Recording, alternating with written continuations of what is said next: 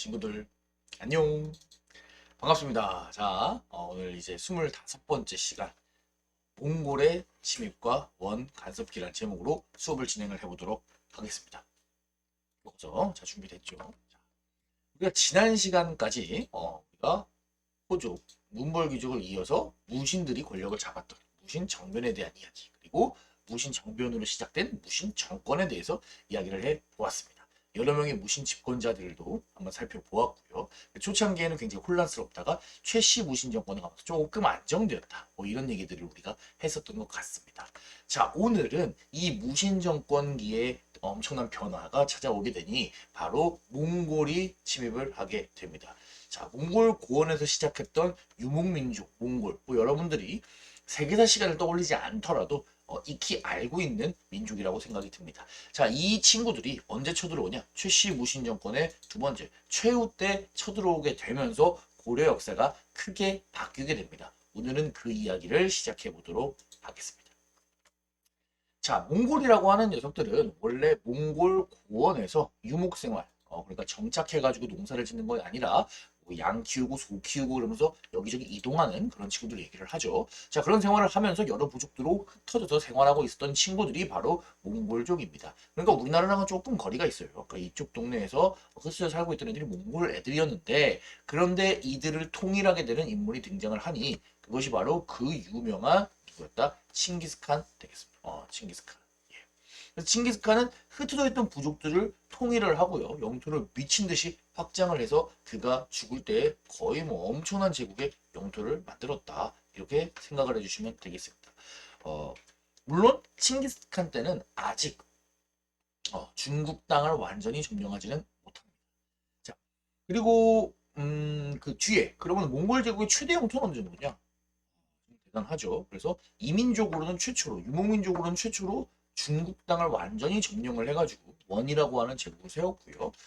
서쪽으로도 유럽 지역, 동유럽 지역과 서남아시아 지역까지 진출하는데 굉장히 넓은 영토를 차지했던 것 여러분들이 몽골 제국 확인할 수 있을 것 같습니다.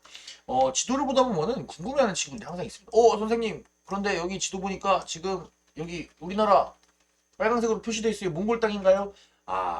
사실 엄밀하게 뒤에 얘기하겠지만 고려는 몽골 제국의 간섭을 받았을 뿐 사실 독립국의 지위는 유지합니다. 그래서 몽골의 최대 영토라고 했을 때 이렇게 다 색칠되어 있는 느낌으로 가는 거는 좀 엄밀한 의미로 말하자면은 맞지 않다. 이렇게 얘기할 수 있겠지만 사실 해외에서는 그렇게 디테일한 게 표시하지 않는 경우들이 있더라고요. 선생님이 이제 지도를 검색하기 위해 구글이나 이런 데 검색을 해보면은 외국에서는 그냥 몽골 영토 이런 식으로 이제 인식이 되고 있는 경우가 많아가지고 좀 안타까운 점이 있죠. 하지만 분명히 고려 같은 경우에는 다른 영토와는 다르게 독립을 유지했다. 뭐 이렇게 여러분이 생각을 해주시면 되겠습니다.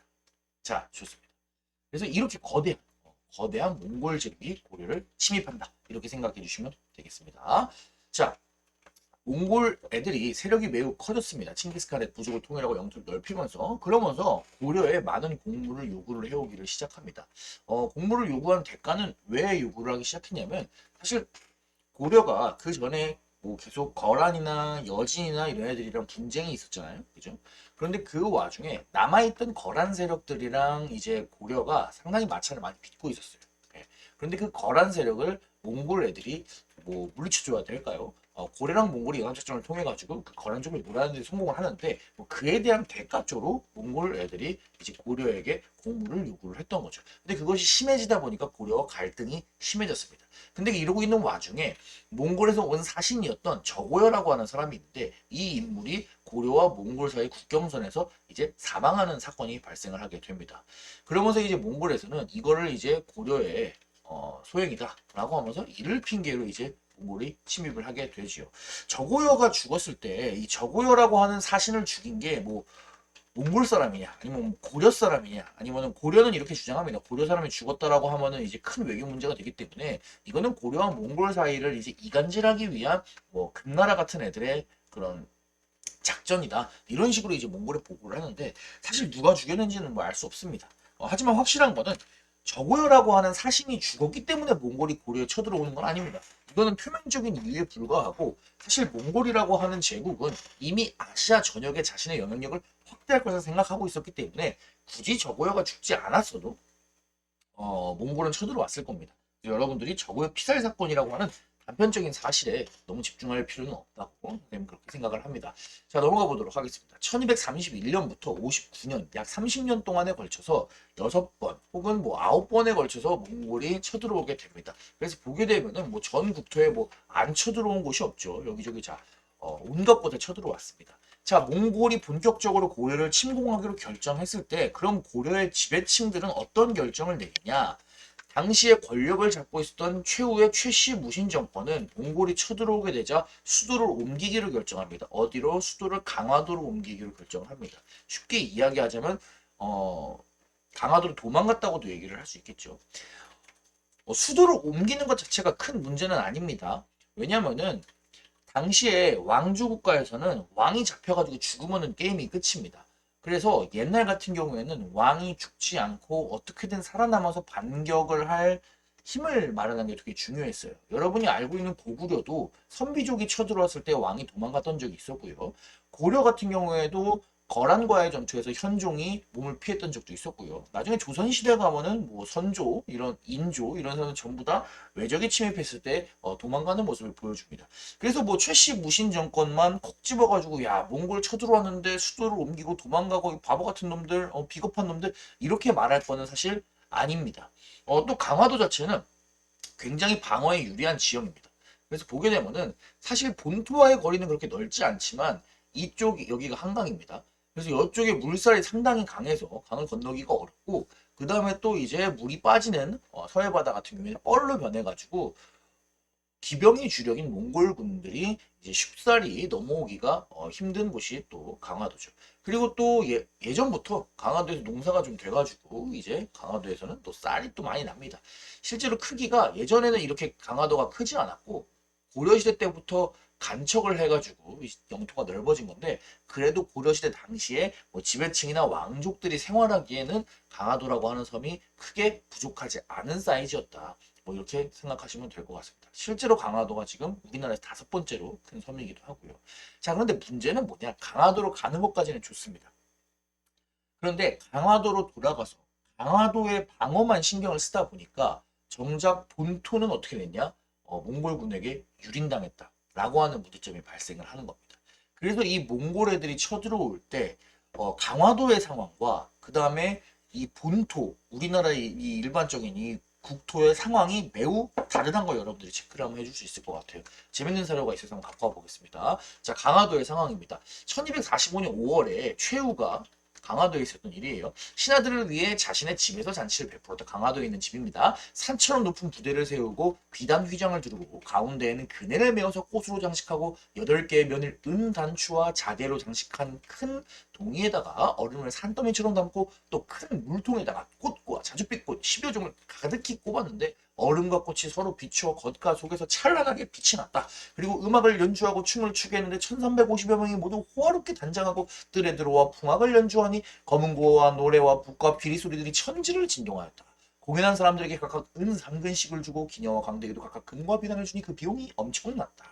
자, 아까 뭔지 모르겠지만 최훈의 집에서 뭔가 파티가 열렸네요. 그죠? 그런데 이 파티가 딱 보기에도 어때요? 굉장히 호화스럽고 사치스럽다.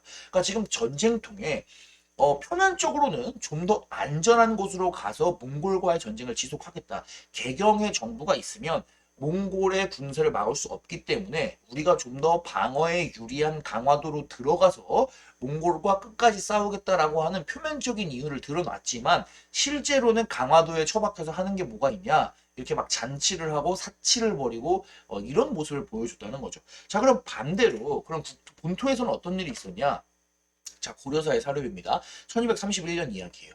몽골군들이 침공을 하자 양반들은 모두 충주성을 버리고 도망쳤다. 그런데 오직 노비들과 하층민들은 협력해서 적을 격퇴했다. 몽골군이 물러간 뒤에 양반들이 돌아와서 성에서 사용하던 은그릇을 검사하였다. 노비들이 지금 은그릇이 부족한 것은 몽골군이 가져간 것이다 라고 말했으나 양반들은 오히려 노비들의 두목을 암살하고자 했다. 노비들이 이를 알고 말하기를 몽골군이 오면 모두 도망쳐 숨고 그러던 자들이 이제 와서 약탈해서 간 것을 도리어 우리에게 죄를 뒤집어 씌우려고 하느냐라고 했습니다. 그러니까 본토에서는 국가의 시스템에 제대로 작동을 하지 않는 거죠. 그러니까 당시에 사회 지배층이었던 양반 같은 사람들은 다 도망가 버리고 정작 피지배층이고 힘들게 살던 일반 백성들 그리고 오히려 그보다 더 낮은 하층민들끼리만 모여가지고 몽골군을 목숨 걸고 상대해야 되는 그런 상황이 발생했던 겁니다. 또 그리고 그런 상황이 끝나고 나서는 뭐 은그릇 내놔라 이런 얘기를 하고 있으니까 당시의 상황이 어땠는지 여러분들이 대충 유추를 할 수 있겠죠. 자, 그래서 몽골군들이 수차례에 걸쳐서 고려에 쳐들어오게 되고요. 전 국토가 침범받지 않은 곳이 없다. 이렇게 여러분이 생각을 해주면 되겠습니다. 많은 전투들이 있는데 좀 유명한 것만 정리를 해보자면은 지금의 용인인 처인부곡 역시 부곡 수행전 구역이죠. 처인부곡이 있었던 처인부곡 전투를 일단 한 개 예로 들고 싶습니다. 김윤후라고 하는 사람들을 우리가 몽골과의 전쟁 관련해서 알아둘 필요가 있는데 그다음에 거란과의 전투에서는 강감찬, 그 다음에 여진과의 전투에서는 윤관 생각했던 것처럼 몽골과의 전투에서는 김윤후라고 하는 인물을 한 명 알아두면 좋을 것 같습니다. 자, 김윤후라고 하는 인물은 원래는 스님 출신인데 이 처인 부곡 전투에 참여를 합니다. 그래서 좀 상당히 무예에 능통했나 봐요. 본인이 직접 화살로 적군의 장군이었던 살리타이라고 하는 인물이 있는데 이 살리타를 직접 저격하는데 성공을 했다고 합니다. 그래서 이 처인 부곡 전투에서 몽골군을 물리치게 되고 이러한 소식을 들은 고려 정부에서는 이 김윤우를 스님이지만 다시 민간인으로 돌아오게 해서 장군으로 임명을 합니다. 그리고 이 김윤후가 여러 번 또 활약을 하게 됩니다. 그래서 충주동 전투 같은 보면은 여러분 두 번이 있는데 그중에 1231년 이게 아까 우리가 읽었던 은그릇 그 전투고요. 1253년에 있던 두 번째 충주성 전투에서도 김윤후가 역시나 활약을 합니다. 그래서 좀 몽골과의 전투에서 상당히 이름을 날렸던 인물이다. 뭐 이렇게 여러분이 생각을 해주시면 좋겠습니다. 자, 충주성 전투 두 번째 충주성 전투에 대한 기록도 여러분 교과서에 나와 있으니까 한번 읽어볼게요. 김윤우가 말하기를 누구든지 힘을 바쳐 싸우면 높고 낮음을 가리지 않고 모두 벼슬을 주겠다. 내 말을 의심하지 말라. 라고 하며 노비의 장부를 불태우고 소화발을 나눠줬다. 모든 사람들이 힘을 합쳐 몽골군을 물리쳤다. 그래서 보게 되면은 김윤우가 또 여기도 보면 또 노비의 장부를 불태웠다고 나오네요. 그러니까 상당히 피지배층들 일반 민들이 열심히 싸웠나 봐요. 그죠? 그또 충주 같은 경우에는 이게 충주에서 있었던 일인데 충주 같은 경우에는 20년 상간으로 두 번이나 몽골의 침입을 막아낸 아주 뭐 굉장한 동네인 것 같다는 생각이 듭니다.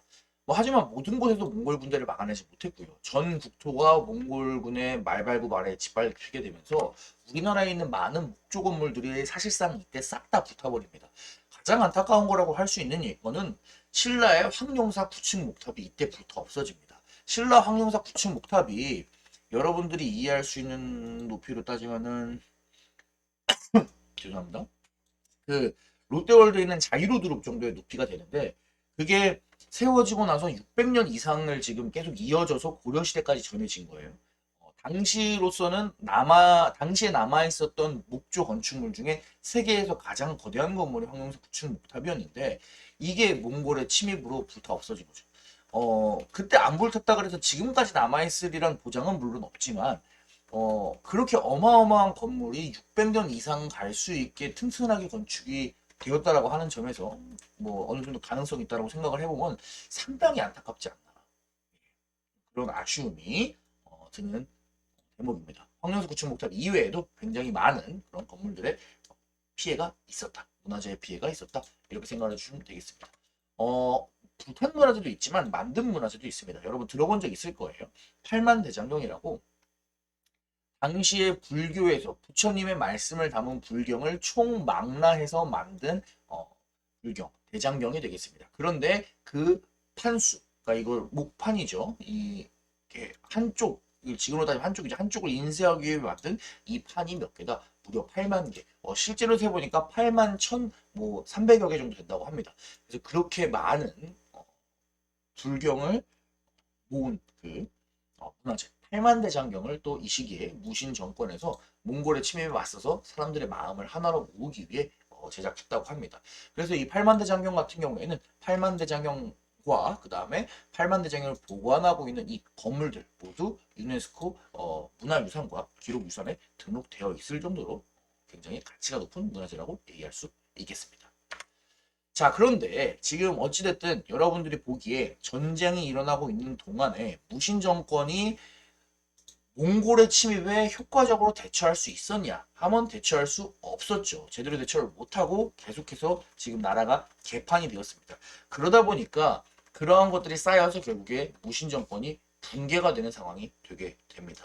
자, 최씨 무신 정권 이어져 오다가 최의 때 김준이라고 하는 인물에 의해서 최의가 제거되면서 최씨가 끝나게 되고요. 김준 역시 임씨에 의해서 제거되면서 또다시 집권자가 바뀌게 됩니다. 그리고 나서는 마침내 이제 원종이 마지막 무신 집권자였던 임유무를 제거하면서 다시 왕과 문신들이 권력을 잡게 됩니다. 예. 약 100여 년 만에 무신 정권이 이제 종료가 되는 거죠. 자, 권력을 잡았던 왕과 문신들은 개경으로 돌아가기로 결정을 합니다. 지금 강화도에서 계속해서 몽골과 싸우는 게 현명하지 않다라고 판단을 했던 거예요. 몽골과의 전쟁을 종료하고 개경으로 돌아간다는 것은 사실 항복을 의미하는 겁니다. 그래서 더 이상의 싸움이 불필요함을 깨닫고 개경한도를 결정하고 무신 정권을 종료했던 거 여러분들이 체크해주면 좋겠습니다. 모든 사람들이 개경으로 돌아가는 것을 찬성했던 건 아니에요. 무신 정권의 군사기구, 우리 저번에 한번 본 적 있죠. 삼별초 같은 경우에는 고려 정부가 개경으로 환도한 이후에도 계속해서 몽골과 싸웁니다. 강화도에 계속 남아서 싸우다가 이제 싸우기가 어려워지니까 강화도에서 이제 어디로 남쪽에 있는 진도로, 진도에서 어려워지니까 마지막에는 제주도로 옮기면서 끝까지 몽골과의 전쟁을 지속했다. 뭐 이런 것도 여러분이 알아주시면 좋을 것 같습니다. 그래서 실제로 옛날에는 세계 최고의 강대국이었던 몽골에게 포기하지 않고 마지막까지 싸웠던 민족 영웅으로서 삼별초를 굉장히 강조하고 부각하는 그런 움직임들이 많이 있었어요. 그래서 또 최근에는 삼별초를 그냥 우리가 마냥 민족 영웅으로 볼 수 있냐 이렇게 얘기하는 측면들도 있거든요. 삼별초라고 하는 사람들은 사실상 최씨 무신 정권의 사병으로 출발한 사람들로서 일종의 기득권이라고 볼 수 있죠. 그리고 몽골이 한참 쳐들어올 때는 강화도에서 최씨 무신정권과 함께 온갖 호사를 누렸을 거란 말이에요. 그런데 이제 다시 개경으로 돌아가라고 하니까 이제 그동안에 있었던 자기들의 기득권 그런 것들을 버리기 싫고 또한 개경으로 돌아가게 되면 몽골과 싸웠던 자신들이 어떻게 될지 모르기 때문에 그런 불안 때문에 개인적인 이유 때문에 이제 몽골과 싸우는 걸 선택한 게 아니냐. 기득권을 버리기 싫은 일종의 해산군으로 봐주는 거 아니냐. 뭐 이러한 입장들도 최근에는 많이 나오고 있습니다. 그래서 여러분들이 역사를 공부할 때 항상 어떠한 사실이나 어떠한 인물이나 단체에 대해서 한 가지 면만 보는 것이 아니라 여러 가지 면들을 비교해서 보는 그런 시각을 지닐 수 있으면 좋을 것 같습니다. 자, 넘어가 보도록 하겠습니다. 결국 고려가 몽골과의 전쟁의 끝을 냅니다. 그리고 굴복을 해요. 하지만 중요한 것은 뭐냐? 몽골은 다른 나라들과는 다르게 고려를 직접 지배하지 않습니다. 그리고 고려의 독립을 유지시켜 줍니다. 여러분 세계사 시간에 배우겠지만 칭기스칸의 손자이자 중국의 남송을 멸망시키고 원나라를 세웠던 쿠빌라이 칸이 무엇이라고 얘기하냐? 고려 너네들 항복해. 좋아. 하지만 너희들 스스로의 제도와 풍속을 강제로 몽골 스타일로 바꿀 필요는 없어 라고 딱 얘기를 해버립니다. 그래서 이 원나라의 최초의 황제였던 쿠빌라이 칸이 이렇게 고려와 약속을 하기 때문에 그 뒤에 원나라에 있는 다른 황제들도 자기의 선조가 고려와 약속한 거기 때문에 고려를 독립을 계속 유지시켜 주었습니다. 그러면 고려는 어떻게 해서 독립을 유지할 수 있었냐? 또 이게 또 상당히 재밌는데요. 사실 고려가 항복을 결정하기로 했을 때 몽골 안에서는 좀 내부 분열이 있었어요.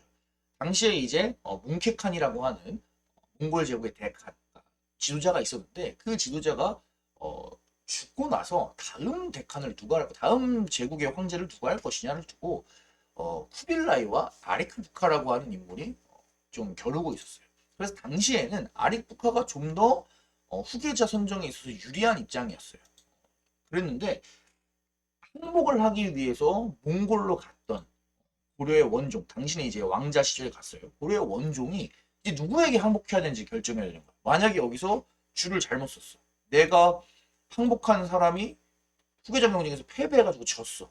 그러면은 이제 같이 새로운 황제에게 약간 반대하는 그런 걸로 돼가지고 공격을 당할 수 있겠죠. 그래서 원종이 고민을 하다가 쿠빌라이를 선택을 합니다. 그런데 둘 사이의 경쟁에서 결국에는 쿠빌라이가 승리를 하고 몽골 제국의 최고의 지도자의 자리에 오르게 되죠. 그래서 쿠빌라이가 당시에 고려가 항복을 했을 때 그 옛날 당나라의 그 천가한 당태종도 굴복시키지 못했던 고구려가 나에게 항복을 했다라고 하면서 굉장히 기뻐했다라고 하는 기록도 전해져 온다고 합니다. 자, 무튼 고려는 항복을 했지만 독립을 유지했습니다. 하지만 안타깝게도 독립을 유지하는 와중에서도 몽골의 영향이 아래에 있었던 건 사실입니다. 몽골은 여러 가지 간섭을 고려 안에 실시를 했고요. 고려 안에서의 영향력을 점점 더 키워 나갔습니다. 그걸 한 6가지 정도 보고 수업을 마치도록 하겠습니다. 자, 첫째, 먼저 영토를 어느 정도 몽골 애들이 가져갑니다. 쌍성 총관부, 그리고 동령부, 그 다음에 탐라 총관부 같은 지역을 그런 일부 지역을 몽골이 직접 원나라가 직접 지배를 하게 됩니다. 동령부 같은 경우에는 나중에 고려에 금방 돌려주게 되는데 쌍성 총관부 같은 경우에는 원나라가 돌려주지 않아요. 그래서 나중에 고려 국민한테 직접 힘으로 고려가 이 땅을 되찾는데 그 이야기도 중요하니까 나중에 한번 알아보도록 하겠습니다. 그래서 다른 지역까지 이름은 너무 어려울 것 같고 쌍성 총관부 정도는 우리 역사에서 굉장히 중요한 지명이기 때문에 여러분이 한번 체크를 해주도록 합시다. 자, 두 번째, 왕은 원나라의 공주와 결혼을 했어야 됐습니다. 그래서 그죠? 원종의 딸과 그 다음에 원종의 아들과 쿠빌라의 딸이 결혼을 해요. 예. 그래서 그 다음부터는 이제 고려랑 뭐라 그랬죠? 몽골 사이가 이제 친척 관계가 되었다. 뭐 이런 식으로 볼 수 있죠. 또 왕세자도 왕이 되기 이전에는 원나라에 가서 생활을 해야 됐습니다. 그래서 이제 원종 다음에 충렬왕 같은 고려의 왕 같은 경우에는 어렸을 시절에 몽골에서 생활을 합니다. 그래서 몽골 스타일로 옷도 입고 머리 스타일도 몽골 스타일로 하고 그래서 나중에 왕이 됐을 때 고려에 돌아왔을 때 신하들이 막 깜짝 놀랐다. 뭐 이런 기록도 있을 정도로 젊었을 때는 몽골에 가서 생활을 하게 했고요. 세 번째, 왕의 명칭, 정치, 제도 이런 것들도 다 레벨을 다운을 시킵니다. 무슨 말이냐? 보통 황제는 자기 스스로를 부를 때 짐이라고 부를 수 있는데 그러지 못하게 한다거나 신하들이 황제를 부를 때 폐하라고 부르던 것을 왕을 부르는 전하로 바꾼다던가 황제의 후계자를 태자라고 한다면 왕의 후계자인 세자라고 하는 용어를 사용하게 한다. 뭐 이런 것들이 있을 거고요. 여러분들이 가장 눈에 띄게 알 수 있는 거는 왕의 시호에 대해서 원에 대한 충성의 의미로 이 충을 붙이게 됩니다. 그래서 충렬왕, 충선왕, 충수광, 충해왕, 충무광, 충정왕 이런 것처럼 충어로 시작하는 충성, 충자입니다. 그러한 왕들의 이름이 등장하게 된다라고 여러분이 생각을 해주시면 좋겠습니다. 자, 네 번째, 원나라는 고려에서 멈추지 않고 일본을 공격하려고 합니다. 그런데 원나라는 아까 강화도에서 얘기했지만 해상 전투에 능하지가 않아요. 그래서 고려를 이제 이용을 하려고 하는 겁니다. 고려를 강제로 참가시켜가지고 우리가 일본을 공격할 테니까 너희가 배도 만들고 군대도 내오고 식량도 조달하고 뭐 이런 식으로 고려를 참가시킵니다. 결론적으로는 고려와 몽골 연합군은 일본을 점령하는 데는 실패를 합니다. 자세한 이야기는 일본사 세계사 시간에 공부하면 좋을 것 같습니다. 다섯 번째, 금, 은, 매, 인삼, 도자기 같은 고려의 특산물을 당연히 뺏어가고요. 공려나 환관, 그러니까 여자와 남자 같은 것들도 그런 인적 자원들도 수탈에 나가죠. 자, 여섯 번째, 정동행성이라고 하는 기구를 설치합니다. 정동행성은 원래 동쪽을 정벌하기 위한 기구라는 뜻으로 일본을 공격하려고 만든 정치 기구였는데 그것이 이제 일본 공격 이후에도 남아서 계속해서 고려의 정치를 간섭하는데 이용을 했다. 뭐 이렇게 여러분이 생각을 해주시면 되겠습니다. 그리고 고려랑 몽골 사이에 교류가 많아지면서 뭐 간섭만 있었던 건 아니고 고려에서도 몽골 스타일이 유행을 합니다. 그리고 몽골에서도 고려 스타일이 유행을 해서 각각 몽골풍, 고려양 이런 식으로 부르기도 했다. 뭐 이런 것들 여러분들이 알아주시면 좋겠습니다. 가장 대표적인 몽골풍은 몽골 스타일의 옷이나 몽골 스타일의 머리 스타일이 되겠죠. 몽골의 머리 스타일이라고 하면은 머리가 이렇게 있을 때 머리를 다 미는 것이 아니라 일부분만 머리를 남기고 일부분만 머리를 남기고 나머지는 다 미는 이른바 무슨 스타일? 변발이라고 하는 것들 여러분들이 같이 알아두시면 도움이 될 것 같습니다. 자, 오늘 배운 내용 정리하도록 하겠습니다. 몽골이 침입을 해왔고요. 이때는 무신 정권기였습니다. 피지배층은 본토에서 저항을 했지만 지배층 같은 경우에는 강화도로 옮겨가서 말로는 끝까지 항전하겠다라고 했지만 사실 그 안에서는 사치를 일삼는 좀 안타까운 모습을 보였습니다. 그 결과 국토가 유린당하고 문화재가 파괴당했죠. 대표적인 파괴 문화재로는 황룡사 9층 옥탑이 있다. 자, 원나라는 이후에 고려가 항복한 뒤에 내정을 간섭하게 됩니다. 고려는 내정 간섭을 당하면서 영토를 상실하고요. 제후국으로 황제의 나라 원나라 그 아래에 고려 이렇게 제후국으로 격화가 되게 되고요. 많은 인적 물적 자원을 수탈당했다는 안타까운 이야기가 되도록 하겠습니다. 자, 다음 시간에는 원나라, 몽골이 간섭하는 고려에서 어떤 사람들이 권력을 잡았고 이 사람들이 어떠한 문제가 있었기 때문에 어떠한 왕이 이것을 어떻게 공격하려고 했는지 그런 그 뒷이야기를 공부해 보도록 하겠습니다. 오늘도 정말 수고가 많았습니다. 그럼 다음 시간에 만나요. 친구들. 안녕!